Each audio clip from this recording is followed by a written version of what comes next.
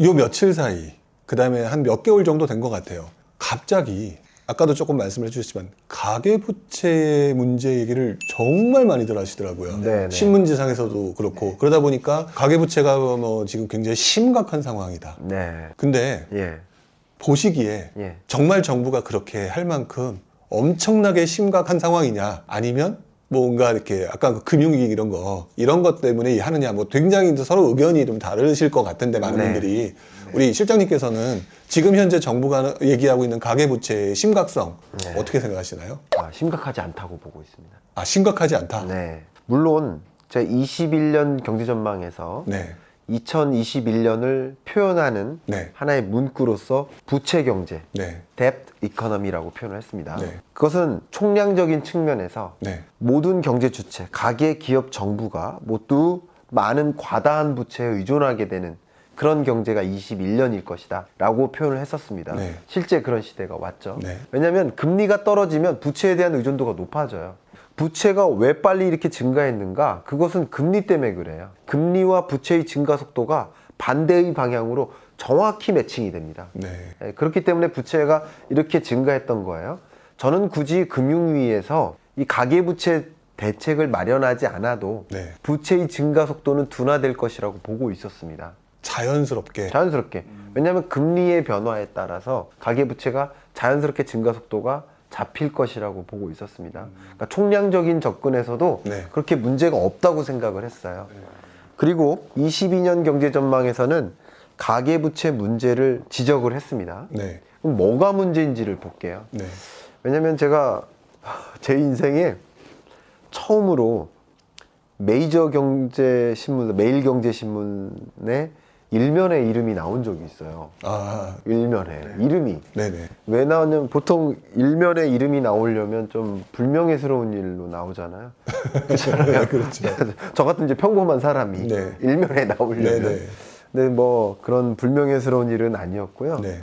그때 가계부채가 1,000조 원을 돌파했었어요. 네. 제가 정확한 기억은 아닙니다만 그때 제가 2014년이었던 것 같아요. 네. 그때 1,000조 원을 돌파했었고 1,000조 원 돌파하기 직전에 이게 분기마다 가계 신용 데이터가 나오는데 네. 돌파하기 전에 이게 곧 1,000조 원이 되겠다 싶어서 현대경제연구원에서 가계부채 분석 보고서를 냈었어요. 네네. 근데 실제 1,000조 원이 됐고 이 가계부채 문제의 본질이 뭐다라고 분석을 해놓은 보고서가 발표되면서 네. 이제 이 기자가 저의 어떤 분석 내용을 네. 인용한 거죠.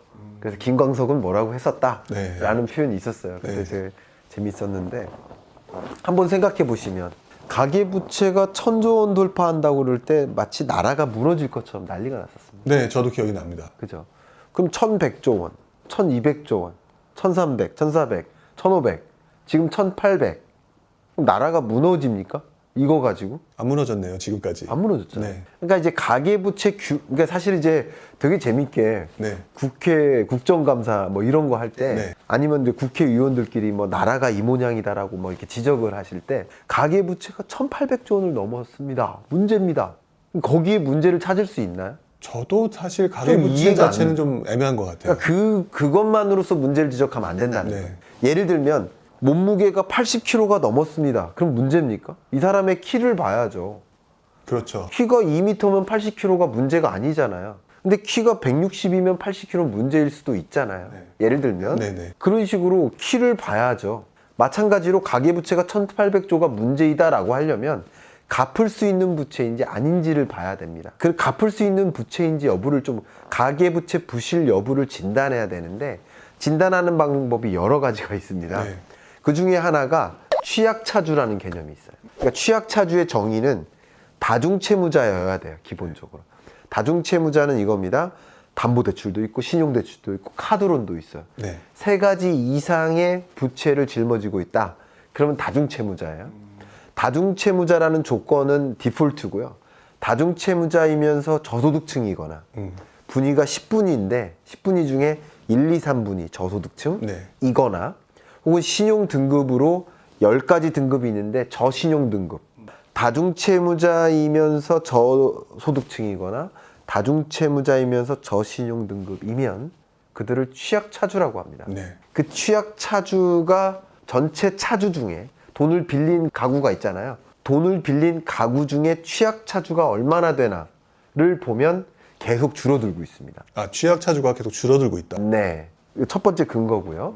1800조 원에서 일부는 취약차주가 짊어진 부채고 일부는 취약차주가 아닌 건전한 차주의 빚도 있잖아요. 네네. 근데 취약차주가 짊어진 그 빚의 규모도 줄어들고 있어요. 지금 대략 5%대입니다. 아, 5%대. 그럼 1800조가 문제가 아니라 90조가 문제인 거예요. 아, 5%에 해당되는 그 90조가. 예. 근데 가계부채 대책이 총량적이잖아요. 네네. 이건 가계부채 대책이 아니라 부동산 대책인 거예요. 저도 그렇게 공감을 예, 하고 예. 있어요. 그래서 네. 그런 거고요. 네. 가계부채 문제가 없다는 게 벌써 나오죠. 첫 번째. 네. 두 번째는요. 중요한 게 네. 가계부채 이게 부실이 얼마나 있는지를 보기 위해서 연체율을 봐야 됩니다. 네. 근데 연체율이 역사상 가장 낮은 수준으로 떨어졌어요. 또 우리나라 사람들이 네. 연체를 못 참아 하시는 분들이 정말 많은 것 같아요. 근데 못 참아 하는데 못 참는 그 정도도 계속 떨어지고 있다고요. 못 참는데 그나마도 더 떨어지고 더 있다. 떨어졌다고요. 그리고 연체가 장기화되면 부실이라고 합니다. 네. 90일 이상, 네. 그냥 쉽게 말씀드리면 3달 정도 이상 네. 연체를 상환하지 않으면 네. 부실이라고 하는데 연체가 부실로 전환되죠. 그것을 이제 부실채권이라고 하는데 부실채권 비율도 가장 낮은 수준으로 떨어졌어요. 책에 써놨습니다. 네. 그래프가 명확히 있습니다. 그 그래프를 여러분께 보여드리면 딱 폈는데 그게 나오네요. 정말 딱 피셨는데 네. 가계부채가 뜨네요. 자, 보시는 것처럼 부실채권 비율이 네. 이렇게 떨어지잖아요. 연체율도 떨어지고 부실채권 비율도 떨어지고 네. 다 떨어졌습니다. 그리고 취약차주도 줄고 네. 대출 금액 기준으로 봐도 5.3%로 떨어졌어요. 네. 다 떨어졌습니다. 그러니까 이런 것들을 보면 더 명확한데 더 중요한 걸 말씀드리면요. 제가 더 중요한 걸 말씀드리겠습니다. 우리가 DSR 규제인데 네. 채무 상환 비율 DSR을 가지고 계산을 해보면 네. DSR은 이겁니다.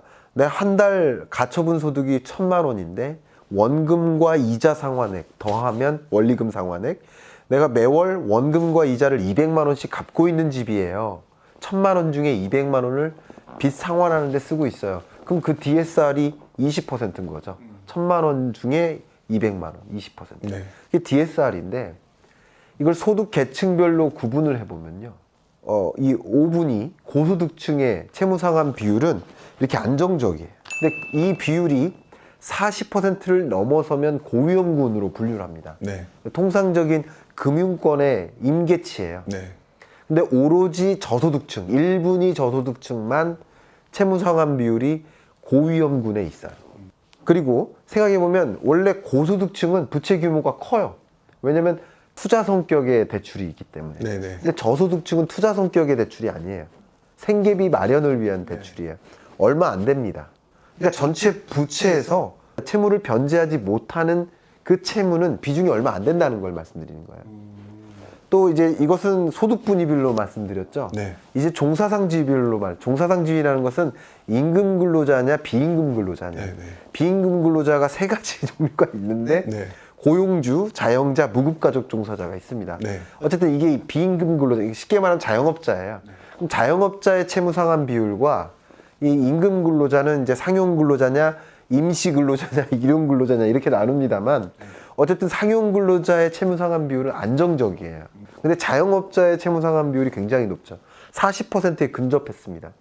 그러니까 이런 것들을 축약해 보면 결국 취약차주는 저소득 자영업자예요. 네. 더군다나 코로나19 충격 상황하에서 매출액이 너무 떨어지니까 매출액 가지고 운영을 못 해요.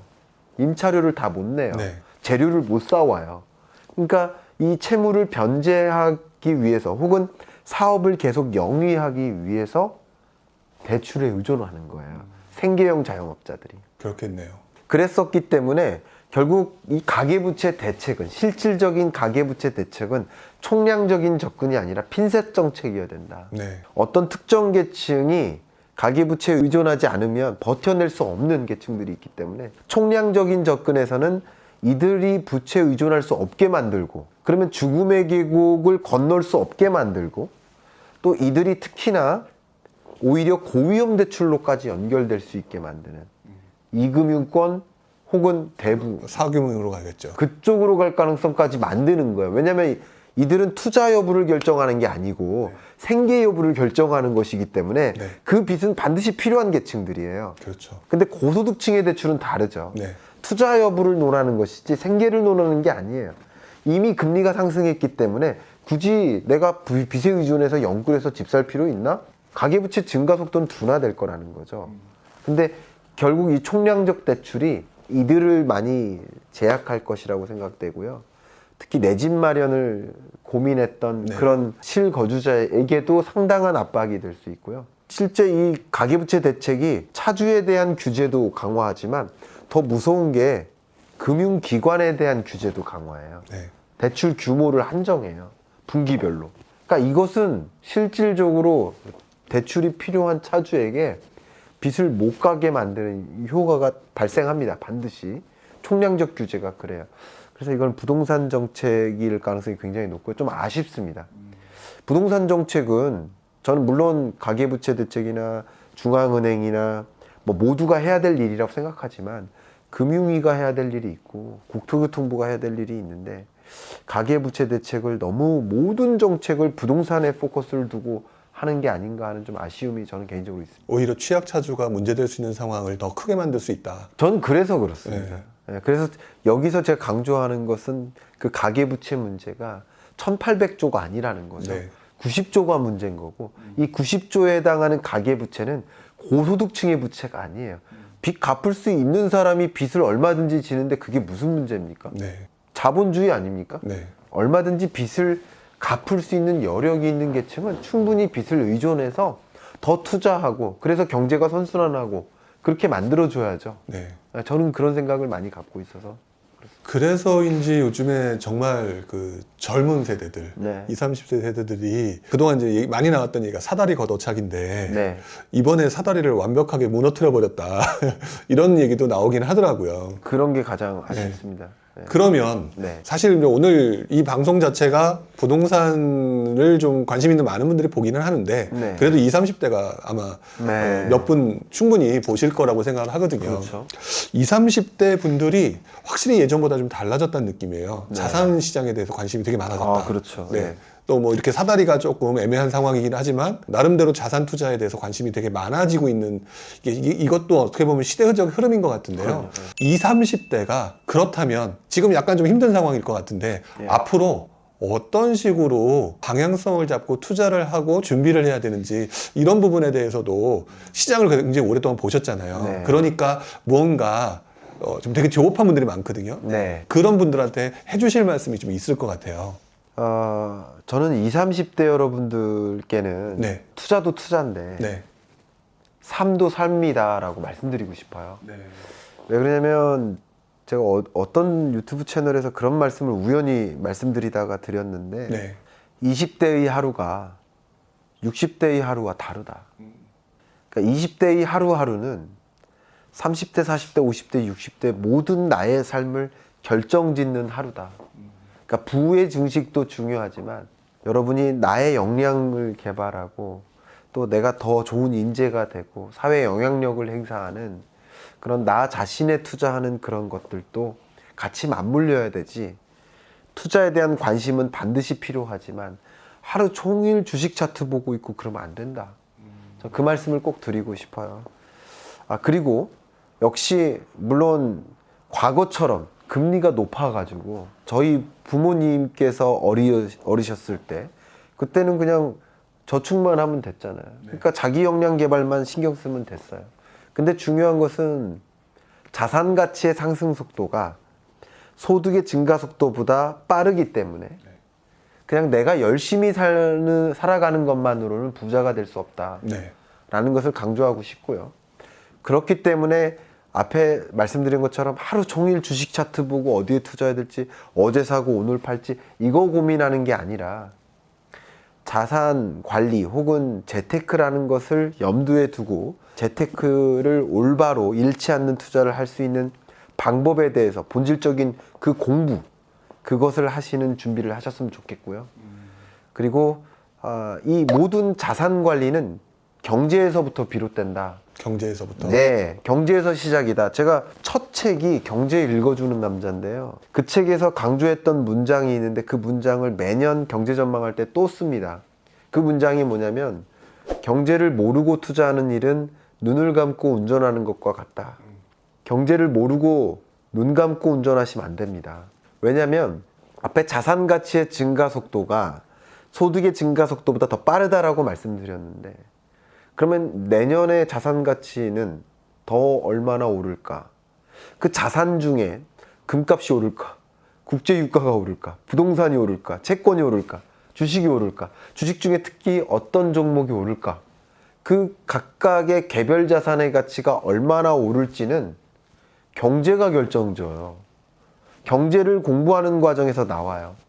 무엇이 유망한 산업이고 부동산은 어떻게 되고 돈의 가치는 어떻게 움직이고 이런 것들이 경제에서 나와요. 근데 왜 경제를 보지 않고 눈 감고 운전하려 하느냐, 저 그 말씀을 강조하고 싶고요. 그래서 경제를 공부하는데 게을리하지 말자라는 말씀을 드리고 싶어요. 네. 특히 이 말씀 드리고 싶어요. 거의 이제 마무리 멘트인 것 같은데요. 여러분들께서 지금 살아가고 계시는 여러분의 인생은 과거도 아니고 현재도 아니고 미래입니다. 우리는 늘 미래를 살아가는 거예요. 이 순간순간 미래를 살아가요. 근데 그 미래는 한 번도 경험해보지 못한 거예요. 그럼 어떻게 해야 됩니까? 그 미래를 들여다봐야죠.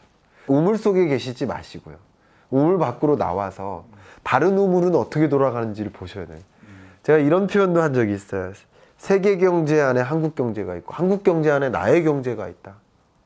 미국 저 먼 나라에서 기준금리를 결정하는 그 의사결정은 나의 호주머니에 돈의 가치를 움직인다. 그렇기 때문에 경제와 친해지셔야 됩니다. 경제를 어렵다고 가정하고 보시지 마시고 경제는 내가 도전해야 될 대상이야. 내가 극복해야 될 대상이야. 그리고 보면 볼수록 쉬워요. 제가 추천드리기로는 경제 읽어주는 남자를 한번 보세요. 경제 읽어주는 남자. 도서관에 가서 보셔요. 그거 보시면 경제가 엄청 쉽게 설명되어 있어요. 그거 보신 다음에 경제 전망을 한번 보세요. 그럼 굉장히 쉽습니다. 그런 식으로 내년 경제가 어떻게 움직일지를 한번 관심 가져 보시면서 그 속에서 거스를 수 없는 흐름을 포착하십시오. 거스를 수 없는 흐름이 있습니다. 반드시 포착이 됩니다. 오늘은 아마도 조금 더 부동산 관점에서만 말씀드렸기 때문에 덜 말씀이 드렸지만 이 산업 관점에서 거스를 수 없는 흐름이 있습니다. 그 흐름을 포착하시면 반드시 부상할 수밖에 없는 산업이 있어요. 반드시 부상할 수밖에 없는 산업이 있고 그 산업을 리드하는 기업이 있어요. 이미 한 몇 년 전부터 제가 테슬라 사시라고 말씀드렸는데 테슬라가 드디어 여러분 천슬라가 됐잖아요. 그러니까 그런 것들을 거슬 수 없는 흐름이라는 거예요. 그런 흐름을 좀 포착하시면서 어디에 투자를 해야 될지 이런 생각을 하시고 잃지 않는 투자, 장기 투자를 하시면 좋겠다. 네. 그런 말씀을 드리고 싶고요. 그런 투자를 하는데 게을리하지 마시되 역시 동시에 나를 또 나의 역량을 나를 인재로 만드는 내가 이 사회에서 정말 기여하는 중요한 키맨이 되고 싶다라는 그런 의지를 계속 불살르시면서 계속 성장해 나가셨으면 어떨까? 우리 전 세대들이 나의 역량을 덜 집중해서 여러분들이 20대 여러분들이 살아가시기 좀 불편한 세상을 가져왔고 저도 그 한 사람으로서 너무 죄송하게 생각하는 마음입니다. 그런 이야기를 할 때마다 그런 생각을 좀 많이 하는데 여러분께서 좀 나 스스로를 더 역량을 개발하고 또 우리 사회를 또 키워나가는데 네. 그런 핵심 인물로 또 성장하시고 이 사회를 또 올바로 또 이렇게 선순환할 수 있게 여러 영향력을 발휘해 주시면 또 어떨까 하는 생각도 좀 드려보고 싶습니다. 네. 원래는 다음에 이제 마지막 멘트를 하려고 했었는데요. 네네. 갑자기 지금 말씀을 해주시다 보니까 저도 예전에 경제 공부할 때가 생각이 나더라고요. 네. 정말 막막했었거든요. 처음에. 네. 근데 저도 이제 주변 분들한테 얘기를 들을 때 이분들도 시장을 보고 싶은 거예요. 시장의 흐름이 어떻게 움직이는지를 보고 싶은데 첫 번째 질문이 항상 나왔던 질문이 이거였던 것 같아요. 그런데요, 어떻게 공부해야 되나요? 라고 질문을 던지면서 막막해 하시는 분들이 되게 많았었고 아마 이 내용을 보시는 분들 좀 있을 것 같아요. 네. 그래도 조금 노하우나 팁 같은 게 있을 수 있을까요? 네. 일단 경제를 접근하실 때 부동산도 또 마찬가지입니다만 그게 좀 어렵다고 인식되는 이유 중에 하나가 네. 그 글을 보거나 그 정보를 볼 때 그 글이 다 한국어인데도 어렵잖아요. 네네. 그 이유는 그 용어가 어려워서예요. 네. 그리고 그 용어가 익숙하지 않아서예요. 그래서 그 경제 용어를 익숙하게 만드는 소위 말하는 경제 사전스러운 그런 것들은 기본적으로 아셔야 됩니다. 그러니까 언어예요, 언어. 경제를 설명하는 언어예요. 우리가 의학이 어렵잖아요. 한국어로 쓰여 있는데도 그렇죠. 어렵잖아요. 네. 역시 저도 그런 의학 전문 용어를 모르기 때문에 어렵게 느껴지는 거예요. 네. 근데 의학적인 영역은 내가 스스로 전문가가 되어야 된다고 생각도 하실 수 있겠지만 전문가가 있으니까 전문가한테 돈 내고 의료 서비스를 받으면 된다고 생각하잖아요. 네. 근데 경제는 안 그래요. 경제는 여러분들이 주체예요. 그렇죠. 경제의 3대 주체. 우리 초등학교 시험 문제가 있잖아요. 가계, 기업, 정부가 경제 주체예요. 여러분 각자가 경제 주체예요. 여러분이 경제인이라고요. 그러니까 이것은 그냥 외부 전문가한테 의존하는 일이 아니에요. 네. 내가 갖춰야 될 하나의 덕목인 거예요. 예를 들어서 청소하는 거, 설거지하는 것도 공부하듯이 경제가 어떻게 운용되는지를 들여다보는 것도 여러분 인생을 살아가야 할 기본 소양이라고 생각을 합니다. 네. 기본 소양이다. 그래서 경제에 대한 기본적인 원론스러운, 그러니까 원론을 보라는 뜻이 아닙니다. 원론 보면 더 어려워요.